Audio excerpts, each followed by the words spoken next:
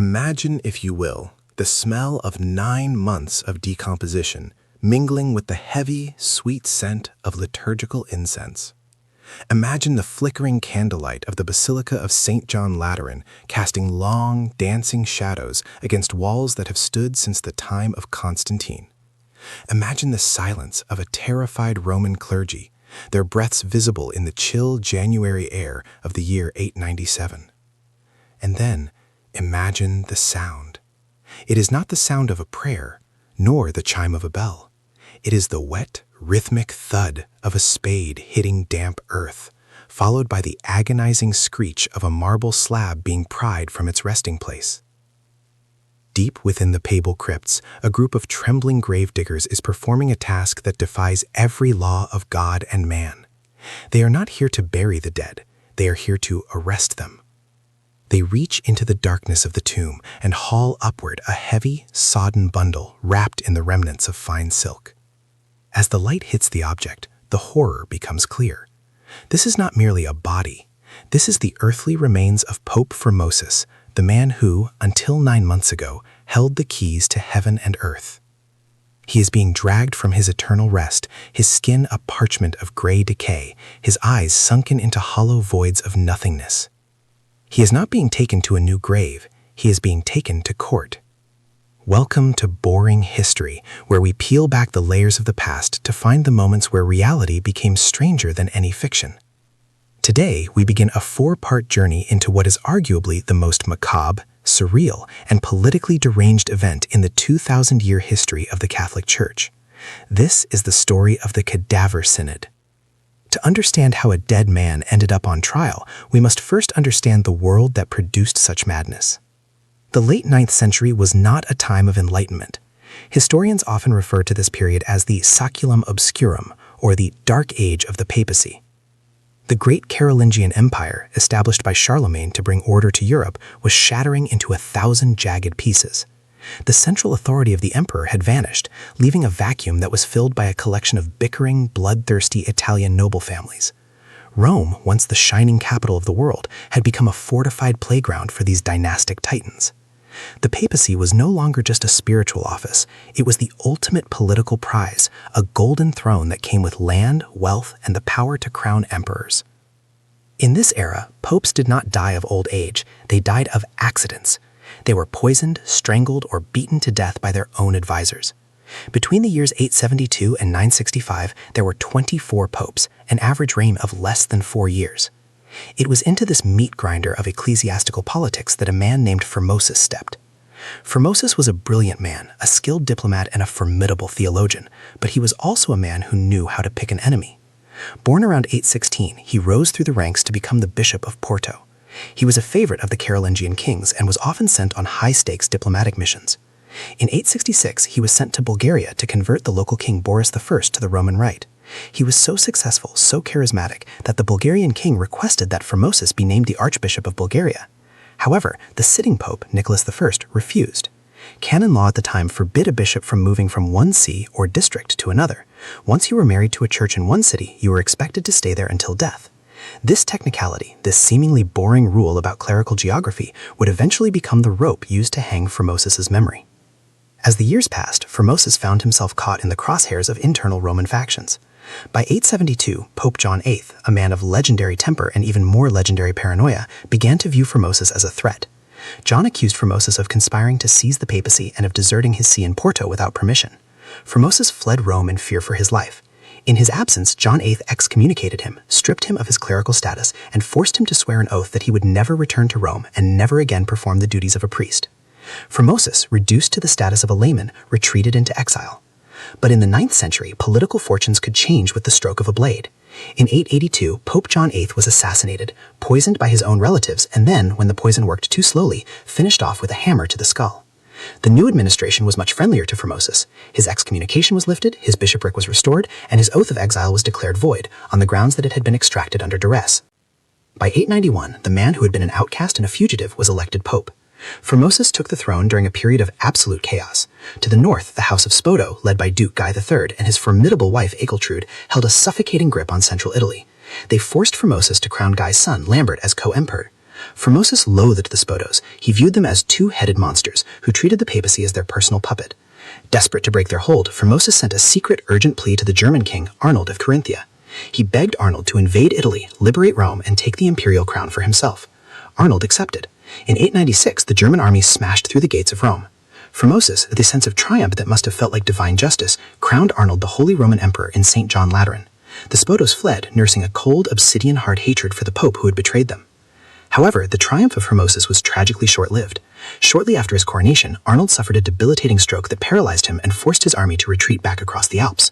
Formosus was left alone in Rome, unprotected and surrounded by enemies. He died only weeks later in April 896, likely from the immense stress of the occupation, though rumors of poison inevitably swirled. He was buried with full papal honors in the portico of St. Peter's. His successor, Boniface VI, lasted only 15 days before dying of gout, or perhaps something swifter. This paved the way for the election of Stephen VI, a man whose name would forever be linked with the madness to follow. Stephen VI was not an independent actor. He was a creature of the House of Spoleto. Lambert and his mother Egiltrude returned to Rome with a vengeance. They did not just want to rule, they wanted to erase the legacy of Formosus. They wanted to invalidate his crowning of Arnold, and to do that they needed to prove that Formosus had never been a legal pope in the first place. This brings us back to the damp, dark January of 897. Under the intense pressure of the Spoletos, Pope Stephen VI issued an order that shocked even the jaded citizens of Rome. He commanded that the body of his predecessor be disinterred. In the flickering light of the crypt, the workers heaved the moldering remains of Formosus out of the earth. The skin was leathery, the joints stiff with rigor that had long since passed into the fragility of decay. Yet the ritual required a specific visual theater. The corpse was taken to a chamber where it was stripped of its burial shrouds. With trembling hands, the attendants dressed the rotting body in the full magnificent vestments of the papacy, the white alb, the ornate stole, and the heavy gold-embroidered cope. They placed the papal tiara on the skull, where thin strands of hair still clung to the bone. Finally, they carried the silent, slumped figure into the great hall of the basilica. There, on a high throne, they propped him up. A living pope sat on one side, and a dead pope sat on the other. The trial was ready to begin. The silence in the Basilica of St. John Lateran was not the holy hush of prayer, but the suffocating stillness of a tomb. The air, usually heavy with the scent of aged cedar and beeswax, was now dominated by a pungent, cloying odor that no amount of expensive incense could fully mask. Pope Stephen VI, his face a mask of twitching fury and righteous indignation, sat upon his throne, his knuckles white as he gripped the carved armrests. Beside him, in a parody of ecclesiastical dignity, sat the guest of honor. Formosus did not move, of course. His head, weighted by the heavy gold tiara, had slumped slightly to the left, his chin resting against the stiff embroidered collar of his papal cope. To any casual observer, it might have looked as though the old man had simply fallen asleep during a particularly long liturgy, but the gray, parchment-like skin of his face and the hollow darkness of his eye sockets told a far more gruesome tale. The legal foundation for this nightmare was as flimsy as the flesh remaining on the defendant's bones. Stephen VI had convened this synod not merely to vent his personal spite, but to serve his masters, the House of Spoleto. The charges were read aloud by a scribe whose voice trembled so violently that the parchment rattled in his hands. The primary accusation was one of ecclesiastical ambition, a translation from one see to another. According to the canons of the time, a bishop was wedded to his diocese. To move from one to another was considered a form of spiritual adultery. Formosus had been the bishop of Porto before he was elevated to the papacy. In the twisted logic of Stephen's court, this made his entire reign as pope illegal, his ordinations void, and his soul a trespasser in the Holy See. A young deacon had been appointed to act as the advocatus for the dead man. He stood to the side of the throne, his eyes fixed firmly on the floor, his face drained of all color. It was his duty to answer on behalf of the corpse.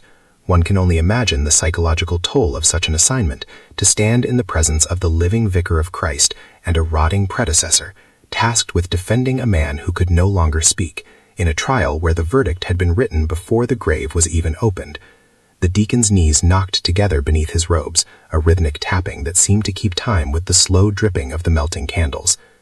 "Why?" Stephen roared, leaning forward until he was inches from the dead man's face.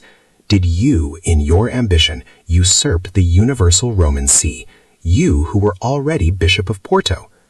The question hung in the air, unanswered. The deacon looked up, his lips moving but no sound emerging. Stephen did not wait for the proxy to find his voice. He screamed again, his voice echoing off the vaulted ceilings and the ancient mosaics. "Answer us! By what right did you violate the laws of the fathers? By what right did you seat yourself upon the chair of Peter while your own see was yet your master?" The contrast was horrifying. The living pope was a man possessed by a manic energy, his movements sharp and erratic, while the dead pope remained a monument of stony, horrific indifference. It was a psychological theater of the absurd. The clergy in the pews shifted uncomfortably, some crossing themselves, others staring in morbid fascination at the way the dead man's jaw had begun to sag further, revealing yellowed teeth beneath shriveled lips. The flickering candlelight played tricks on the sunken eyes of Formosus, making it seem for a terrifying heartbeat as though the dead man had blinked in response to the accusation. The air in the basilica grew colder as the afternoon progressed. Outside, the sky turned a bruised purple, and a low wind began to howl through the porticos, sounding like the distant cries of the damned. Inside, the interrogation continued. Stephen paced the floor in front of the throne, his finger pointing accusingly at the silent Formosus. He brought up the past, the exile, the oaths sworn to Pope John VIII, the broken promises. He painted Formosus as a master manipulator, a man who had used his piety as a cloak for his insatiable lust for power. Every time the deacon attempted to murmur a defense based on the precedent of previous popes who had been translated from other sees, Stephen would cut him off with a roar of sacrilege or perjury. The Roman nobility, seated in the front rows, watched with a mixture of terror and calculation. They knew that this was not just a trial of a man, but a trial of an era. By condemning Formosus, Stephen was effectively declaring that the last 5 years of Roman history had been a lie. Marriages performed by Formosus's priests would be invalid, kings crowned by his hand would lose their divine right. The stakes were nothing less than the total restructuring of the political and spiritual landscape of Europe, and yet the focus remained on that single slumped figure on the throne, whose only crime at this moment seemed to be his inability to stay buried. The psychological pressure in the room was reaching a breaking point. Several of the younger clerics, unable to bear the sight and the smell any longer, quietly slipped out into the shadows of the side aisles. Those who remained were forced to witness the final descent into madness. Stephen, exhausted by his own shouting, finally slumped back into his chair. He signaled to the College of Cardinals, most of whom were pale and sweating. He demanded their assent. Under the watchful eyes of the Spoleto guards, one by one the bishops and cardinals stood and voiced their agreement. The verdict was unanimous: guilty. The decree was formally read. Formosus was declared an anti-pope, his entire career scrubbed from the official records of the Church. The scribe's ink seemed to bleed into the parchment, a black stain that mirrored the stain on the papacy itself. But the ritual was far from over. Stephen stood once more, his eyes gleaming with a terrifying lucidity. He ordered the punishment to begin. This was the moment the attendants had been dreading. They approached the dead pope with trembling hands. First, they reached for the papal tiara. It was stuck, the silver rim caught on the dried skin of the forehead. With a sickening crack of bone, they yanked it free, and the head of Formosus lolled forward, his chin hitting his chest. Next came the vestments. The heavy gold-embroidered cope was unpinned and dragged off his shoulders. The white alb, now stained with the fluids of decay, was stripped away, leaving the body in the coarse brown haircloth shroud it had worn in the grave. The transformation was complete, from the king of the church back to a lowly, wretched sinner.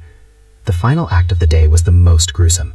Stephen stepped toward the body, gesturing to the right hand that lay limply on the chair's arm. "These are the fingers," he hissed, "that dared to sign the decrees of an usurper. These are the fingers that blessed the enemies of the righteous." He looked at the lead executioner and nodded. He produced a short, heavy cleaver. He took the cold, leathery hand of Formosus in his own. With 3 quick, rhythmic strokes, he severed the 3 fingers used for the papal blessing, the thumb, the index, and the middle finger. The shriveled digits fell to the marble floor with a soft, wet sound, rolling like discarded pebbles toward the feet of the spectators. A collective gasp rippled through the hall. The deacon, seeing the fingers fall, collapsed to his knees, his forehead pressing into the cold dust, as he whispered a prayer for a mercy that seemed entirely absent from this hallowed ground. Stephen's laughter, a dry and brittle sound, scraped against the ears of the assembly, more unsettling than his previous screams. It was the sound of a man who had finally achieved a terrible, hollow victory over a rival who had been dead for 9 months.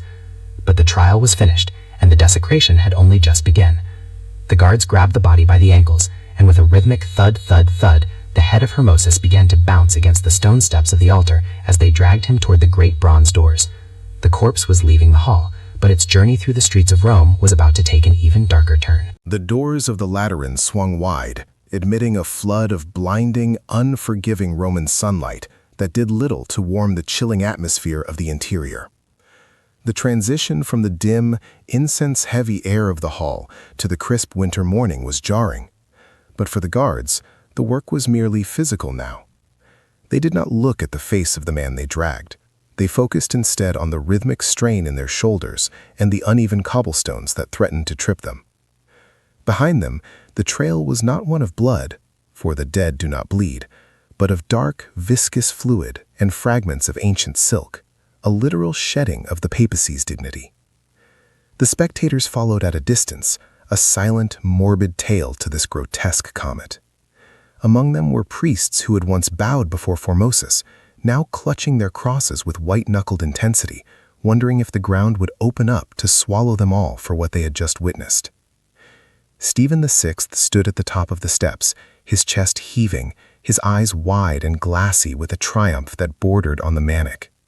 He watched as the body reached the bottom of the stairs, where the dust of the Roman streets began to coat the exposed, waxy flesh. To Stephen, this was the ultimate purification. He had stripped the usurper of his name, his rank, and his very humanity.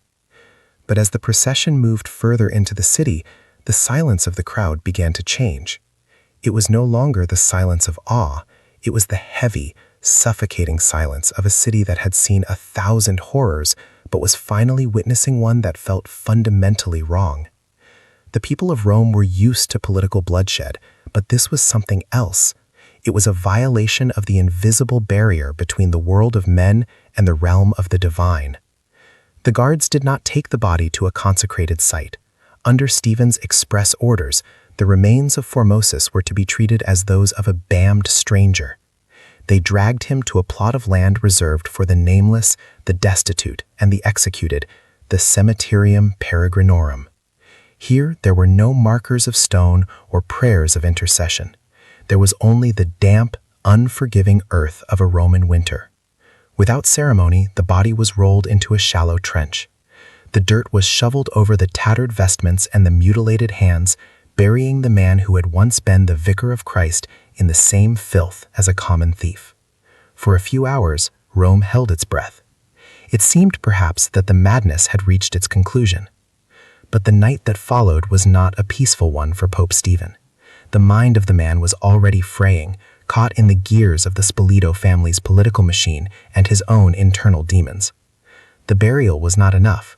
The thought of Formosus, even in an unmarked grave, still felt like a presence in the city, a subterranean rival waiting to rise. By the next morning, a new order was issued.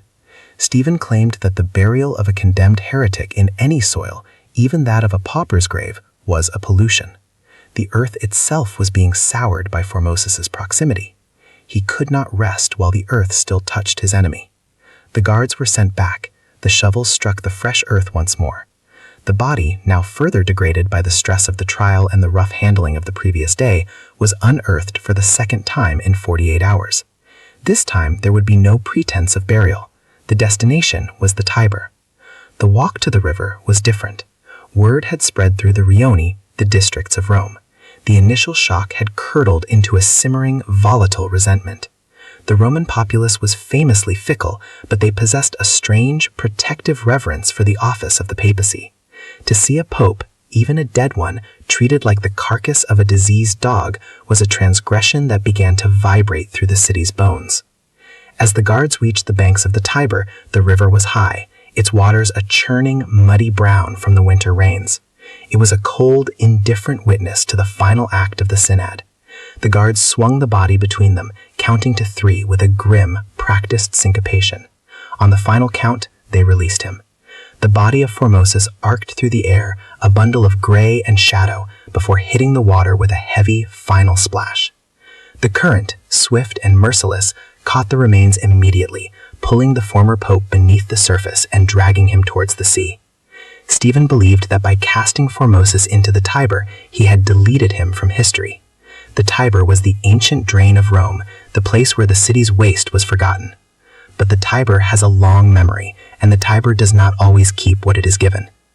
Only days after the body disappeared, the first of the omens began. It started with the earth itself, A tremor, localized but violent, shook the city of Rome. Its epicenter was the Lateran Basilica, the very site of the trial. The heavy stone walls, which had stood for centuries as a symbol of the church's permanence, groaned under a pressure that seemed to come from the depths of the world. With a sound like a thunderclap, the roof of the basilica partially collapsed. Stone and mortar rained down onto the floor where Stephen had stood screaming his accusations. To the people of Rome, the message was unmistakable. God was not silent. He was angry. The destruction of the Lateran was seen as a divine condemnation of the horrific trial. The mood in the city shifted from resentment to open hostility. Rumors began to circulate, fueled by the mysterious and the supernatural. Fishermen began to whisper of a light that hovered over the waters of the Tiber at night, a soft, ethereal glow that seemed to follow a certain point in the current. Others claimed to have seen the body of Formosus, not bloated and rotting, but whole and serene, floating against the tide towards the banks. One particular story began to take root. It was said that a monk, guided by a vision, had cast his nets into the river near the church of St. Acontius. When he pulled the nets in, he did not find fish, but the remains of the Pope. The legend claims that as the body was brought ashore, the very trees bowed their branches in reverence. These tales acted as a catalyst. Formosus was no longer a disgraced politician, he was becoming a martyr. Inside the papal palace, the walls were closing in on Stephen. The Spoleto family, his patrons, found that their puppet was becoming a liability. They had wanted Formosus discredited, but they had not accounted for the scale of the public's revulsion. Stephen's behavior began to increasingly erratic. He began to see the ghost of Formosus in the shadows of the flickering candlelight. Every creak of the floorboards was the sound of the dead man's head thumping against the stairs. Every ripple in a wash basin was the Tiber coming to reclaim him. He had won the legal battle, but he was losing the war for the city's soul. The political infrastructure of Rome began to dissolve. The clergy, sensing the shift in the wind, began to distance themselves from the acts of the synod. Some of the very bishops who had shouted, "Guilty," now began to claim they had been coerced by Stephen's unhinged and violent fury. The Romans respected law, but they feared God more. The transition from the throne to the dungeon was about to be as violent as the current that had taken Formosus. As the first stones struck the palace walls, the era of Stephen VI began its final descent. The cycle of vengeance was not complete. The Tiber had given up its secret, and now the city would demand its price. The guards at the inner sanctum exchanged glances. They could hear the heavy wooden beams of the battering rams striking the outer doors. Each blow echoed the thud of the head on the stairs, a rhythmic reminder of the sin that had brought them to this moment. The mob didn't just want a change in policy, they wanted the man who had turned the holy city into a theater of the macabre. As the outer dates finally splintered, the terrifying realization dawned on Stephen. He had spent so much time worrying about the dead that he had forgotten to fear the living, and the living are now at his door.